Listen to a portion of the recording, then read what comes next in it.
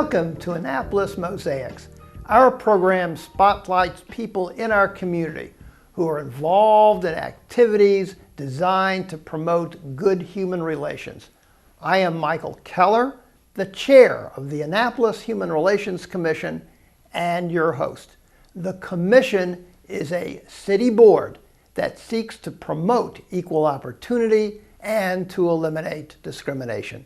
My guest today is Jennifer Bevan-Dangle, the Executive Director of Common Cause Maryland. Jennifer, welcome to Annapolis Mosaics. Thank you for having me.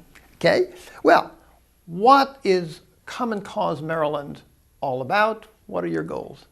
Common Cause Maryland is a state-based nonprofit that's part of a national network. The Maryland chapter works to restore democracy. So we look at how our state legislature is functioning, how our county councils and county commissions are functioning, to make sure that people's voices are heard and not special interests or wealthy donors, but making sure that people have a voice in our legislative process. Okay. When did Common Cause Maryland get started? Tell us a little bit about your history and what you've accomplished during that time. Absolutely. The national chapter was formed in 1970. John Gardner wrote his open letter and posted it in the newspapers. And we still have very many members who joined because they saw that letter and they felt called to be part of this great movement. The Maryland chapter was started in 1974 by some dedicated volunteers who thought, this is something we need here too. And we've been part of some huge reforms in that last 40 years. Part of the ethics reforms that really transformed lobbyists' relationships in Annapolis, voter rights expansions, and most recently, some very important campaign finance reforms. Okay, all right. Well, we're going to talk about those things. Great. And what I'd like to do is to talk about some of the general issues on which Common Cause Maryland works. And I think there's about 5 of those, and I'd like to have a conversation with you about each one of those in turn. The first one, and I've derived this information based on researching the organization, and one of them was money in politics. And you can't talk about money in politics without bringing up 2 Supreme Court decisions. That's the Citizens United decision and the McCutcheon decision. Could you enlighten our viewers about what those decisions are and why they're important when you're talking about the topic of money and politics? Absolutely. Money in our political system is probably the most important issue of the day. It doesn't matter what you care about, whether it's the environment or your ability to go to the schools you want or vaccines, wherever you are on the issues, money in politics is trickling down and impacting everything. And the Supreme Court has really rolled back what we see as very basic protections against this influence. The Citizens United case, which is now 5 years old, the court said that money is speech, that there is no risk of corruption if the speech is happening independently. And as a result, they've lifted the floodgates for these independent expenditures. I remember last summer I was driving around Annapolis and heard on the radio an advertisement for now County Executive Steve Shue, but it wasn't paid for by his campaign. It was paid for by this independent group supporting his campaign. And there is a role for money in politics. There is a relationship between money and speech, but what's happened is our ability to have speech is now increasingly focused on the few people who have a lot of money. They now have more speech. And that's what creates this uneven playing field. And then McCutcheon, which followed last year, struck down our limits on donations across the board. So Maryland used to have really strong limits. You used to only be able to give $10,000 in an election cycle. That kept political spending low. It kept our costs affordable, our races affordable, and it kept our costs down. Without that aggregate limit, we're starting to see our costs just skyrocket. Well, Common Cause also works for what you describe as a clean elections campaign, which really translates into public financing of elections. That's right. What does public financing of elections involve, and why should citizens care about it, and why should they support it? These fair campaigns, the small donor matching funds, the hope is to level back the playing field. So right now you have a handful of extremely wealthy individuals who can just put as much money, as much speech as they want into the system. What public funding does is it matches your donation, my small dollar donation, and it gives us a greater voice so that we have a chance of being heard. And we've been very excited to see the state's gubernatorial program, the Fair Campaign Financing Fund, was used last year by both a Democrat, Delegate Mazur, and our now governor, Governor Hogan. And it really showed that when people can run a citizen-based campaign, you get new voices in the system, and that's what these programs are supposed to do. And isn't it a fact that you don't necessarily have to spend the most amount of money in a campaign, but you've got to have adequate funds in order to get your voice heard. And that's the critical thing, and that's what I think public funding of elections is intended to do. It's intended to level the playing field so that all candidates, all viable candidates, have an opportunity to have sufficient funds in order to get their voice heard. Is that That's exactly right. And certainly Governor Hogan was a good example. He didn't outspend the primary Democratic candidate, Anthony Brown. In fact, he was outspent about 16 million to about 4 million. So it shows that you can still run a competitive race. You just have to have enough to get that message out there. Okay. All right. Another area in which Common Cause Maryland has done a lot of work is in the area of voting and elections. And one of the issues is getting new voting machines in place in time for the 2016 elections. Can you tell us about that, and why do we need new voting machines? What's the problem there? Our old machines have a few very critical problems that are happening. One is they're old. Our machines were bought and implemented in the early 2000s. I can't think of anyone who still uses a phone or a computer that they would have bought in the early 2000s. Our technology now it is so fast, the turnover with technology. So the machines are breaking, they can't be serviced, so we have to replace them anyway. But they were also touchscreen machines with no paper trail. And some of our races are incredibly close. Look at Chevy Chase, which just had a citywide election in which a candidate won a write-in ballot by just about 20, 30 votes. When you have that close of an election, you have to be able to get the paper trail for auditing, for recounts, to make sure that there wasn't any mistakes. Without that paper trail, you have a very insecure system. So the legislature required our new system to be a paper trail, and that transition, because of the budget problems the state's faced, has just taken longer than we had hoped. Starting in 2016, actually 2015 for our City of Rockville elections, these new machines will be back in play with a very secure paper trail system. Yeah, and I think it's very important for voters to understand that without a paper trail, if your vote is lost in cyberspace, it's lost. Yes. And that, given that citizens would never go and use an ATM if they couldn't get a receipt back. That's right.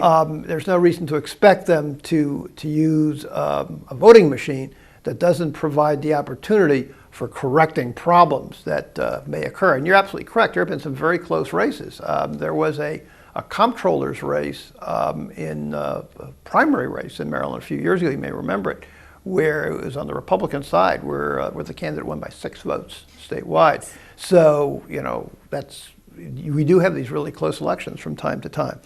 And then there's the Tame the Gerrymander campaign. What's that involved, and where does Maryland stand on that?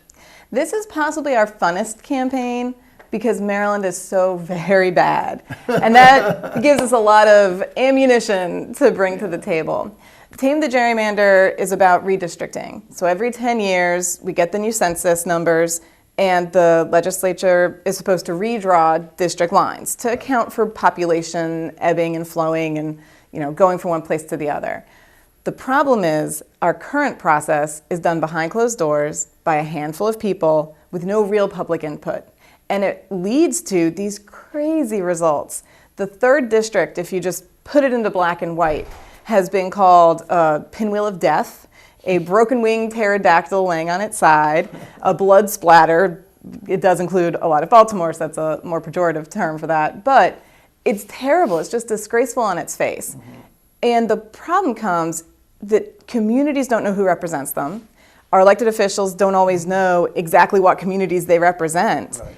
And there's no chain of authority. If you live in a town that's split between several districts, or take Anne Arundel County, we have 4 congressional districts that run through us, but we have no representation in Congress from this county.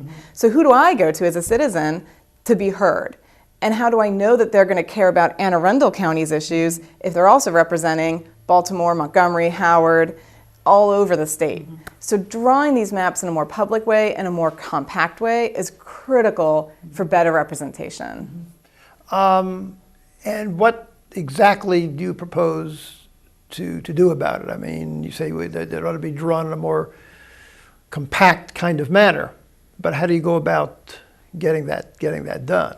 There's 2 solutions. Our state districts actually have a compactness standard. So if you look at our state districts, they're boxy, they make sense, you can understand where they start and stop. So just having that same requirement for our congressional districts would bring us a huge step forward. The other piece is who draws the map.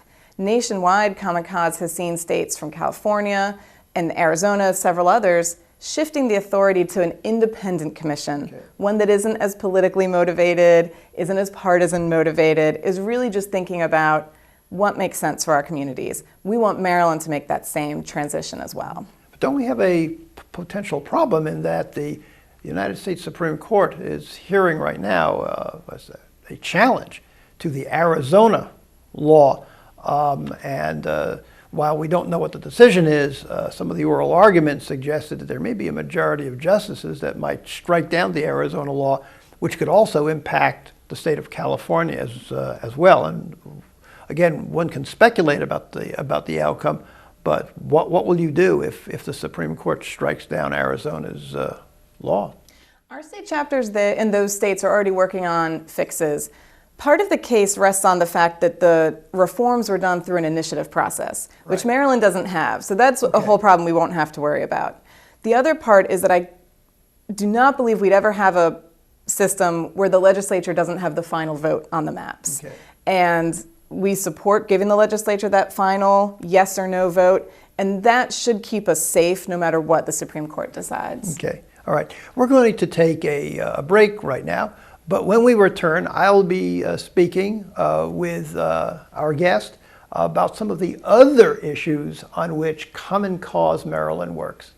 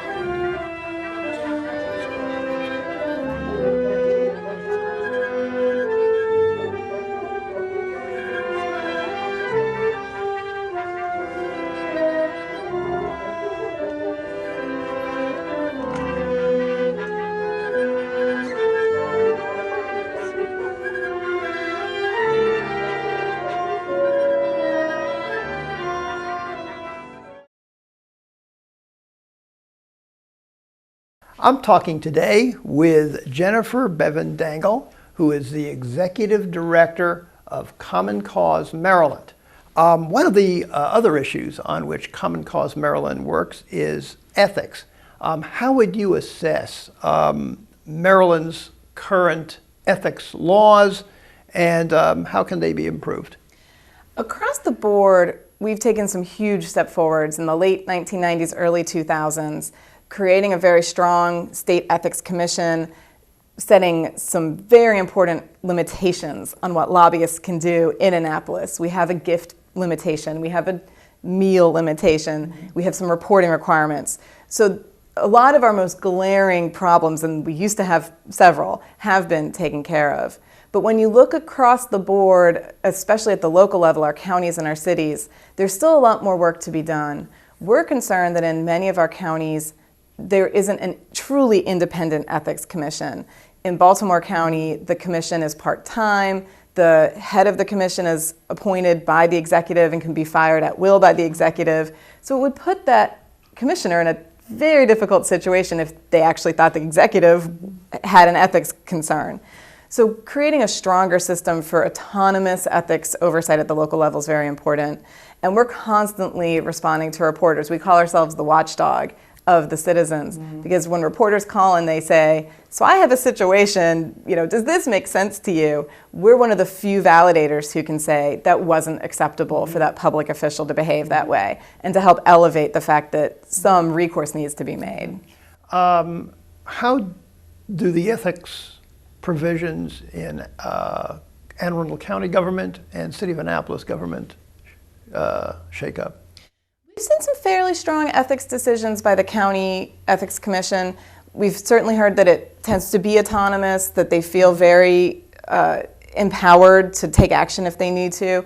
And I will give credit, we don't hear too many complaints, from the Annapolis Capital, which is certainly a good watchdog paper, about our city and our county officials. Okay. So for the most part, we'd give a good grade. Okay. There could be a few more whistleblower protections. We've heard from both county and city staff that sometimes staff feels hesitant to come forward. Right. So that would be our recommendation for reform. Okay. Moving on to the issues of transparency and accountability. How does Maryland rate on the transparency scorecard? Unfortunately, our last score on national scorecards was an F. Ooh, for an access F. to information. That's a low grade. No one wants to get a failing grade on this scorecard. Why did we do so badly? Well, unfortunately, there's no oversight in our transparency laws. So when a county council makes votes and won't disclose why, or when a public body meets without letting the citizens hear their deliberations, there isn't a very strong recourse for citizens to take to make sure they don't do it again. And that oversight, strengthening our Open Meetings Commission, and some laws that were passed in 2015 to create oversight for our Public Information Act, that's critical for fixing this score. Okay. How about information about government expenditures? How about government data and documents and access to that? Does that also figure into it? Yes, that was a big part of our F grade. We had really seen a culture of closure growing across the state. And in 2015, the legislature did respond, and they passed a pretty sweeping overhaul to the Public Information Act, creating oversight, limiting fees, so that they have to be based on the actual cost to produce data. They can't just be, speculative. And requiring an agency to actually respond in 30 days instead of just dragging out the request indefinitely. We're very hopeful as we see those changes take effect that our F will at least go to maybe a C, because we think they were very important changes. Okay, and it seems that the major problem is in the area of transparency. What can be done in terms of really improving the transparency in the legislative process? It's said that there are two things that people don't want to actually see the details about. One is making sausage, and the other is making legislation. That's right. And so, from what you're saying, it sounds like the transparency in our legislative process really requires major improvements. I mean, what can be done to better that? We'd like to see some real hard analysis by the legislators themselves of ways they can improve their process. Okay. Citizens come in for these public hearings on the bills. Right. They could be there for 6 hours. You never know when your bill is coming up. I know. And there's a lot of ways that modern technology could make that process better. At the least, we could be tweeting when the bills are or what the next bill will be heard, so people can be in and out and moving around. Yeah. Another piece is just the fast pace of session has forced some less than transparent attempts to just keep things moving. You don't see amendments often until they're passed into law sometimes. Just requiring that amendments be publicly available for 24 hours before they can be acted on would really improve our process, because the devil's in the details, and those amendments sometimes change a bill completely with no real public oversight. Yeah. Let's look at one final major issue, and that deals with the media and democracy. And there's a lot of topics that are under that, and I'd like to cover each one in turn. The first one is the whole issue of full disclosure. What does that involve? Full disclosure is ensuring you know who is responsible for the programming that you're seeing. Okay. Is it being sponsored by a corporate entity that is very interested in people hearing one side of the story? We used to have a lot of trust in our media, and there used to be what people felt was very even-handed and unbiased reporting. Okay. And between sponsorships and just the importance of being able to break even by some of our outlets, that trust has been eroded. So making sure that there is a sense of, well, gee, Procter & Gamble sponsored this segment about Procter & Gamble products is very important. Yeah, because I know that, for example, on the PBS NewsHour, as an example, they always will comment and they will say if they cover a story which involves one of their underwriters, they make a point of saying such and such is an underwriter of the NewsHour. Yes. And I think that's where you're going with that, is that we need to hear more of that. Yes. And you don't necessarily hear that on the other on some of the other stations. And the 24-hour news cycle has put this pressure on reporters to just get a story out, be the first to break a story. So sometimes they're relying on sources that aren't as trustworthy just to be the first to report. Right. And that's part of it too. If you only have one source for a story, say, we're still exploring other sources. But increasing transparency around reporting is really important. Right. And then there's preserving the internet. How does it need to be preserved? There's a lot of push from some of our big telecom companies to create what are called fast lanes, so that different companies could have a faster rate for people to access their stories, access their websites, access their information. And the independent companies wouldn't have that fast lane. It would be slower to download. So if you're a big fan of your local blog, say Red Maryland or the Daily Kos, whatever it may be, it would take so much longer to get those stories. Eventually, a lot of people would just give up and go back to MSNBC, Fox News, whoever the major reporters are. And that would lose so much of the value of the internet, where you can get information, you can get local news, which goodness knows you don't see in the Washington Post anymore, on these major television companies anymore. Now, the FCC has already taken action on this, hasn't it? The FCC took very strong action. We were surprised, actually, how strong they were, saying absolutely not. There can't be this fast lane pricing in our internet. But it's still under attack. There's some congressional legislative efforts to change that decision, and there's certainly a lot of pushback still from the companies for them to rethink it. So we have to stay vigilant. Okay. And then there's the issue of media monopolization. Yes. How does that factor in? The fewer people who own our media, the fewer stories you get. And we've seen, if you just look at the Baltimore Sun now, it owns the Annapolis Capital, it owns several other local papers, and it's part of the Tribune Network, which owns some of our other major papers as well, Los Angeles, Chicago. That has lowered the amount of local reporting, which is one of the big concerns. It used to be in the Annapolis County Council, there'd be 6 reporters there. And now you're lucky if there's 1 or 2. So you're not getting the information. You can't hold elected officials accountable if you don't know what they're doing. And that monopolization and that dropping out of the bottom of local reporting gives us a lot of concern. And doesn't that monopolization also flow over different types of media, with the owners of print media sources also owning the broadcast media sources? Yes. And so you're going to hear the same story, the same perspective on the radio, and then you're going to read the same story and perspective in the newspaper, and you might be missing the other side of the story, and you might be missing really important news altogether. And it's changing that dynamic, so there's some way to find value in that continued local reporting, the great work that you do, to make sure that we don't lose it completely. And in the era of smartphones, this is an interesting topic, and that is the reliable universal phone service. People may not think about that. Tell us a little bit about that and why that's important. It's the number one way that so many people get their information now. And it goes back to, if you're not getting the good information, you can't hold elected officials accountable. And we've seen some efforts in New York. Our state chapter actually had to fight an effort by some of the telecom companies to put really unreliable service into the areas that were devastated by the hurricanes. Well, if people can't get online, they can't get their information. We still have large parts of this state that have unreliable, very slow, or even some areas on dial-up internet connection, which again, they're not able to stay informed. They're not able to know what's going on the same way that other members of the state are. So it creates a difference in ability to engage in that public sphere. So leveling that playing field, making sure everyone has the ability to get information in the same way, is almost as important as making sure everyone has the same ability to vote. Okay. Obviously, Common Cause and Common Cause Maryland, given the issues that it works on, is going to want itself to appear as squeaky clean. Right. But as an organization, you're going to need funds in order to be able to carry on your work. From what sources do you derive your money?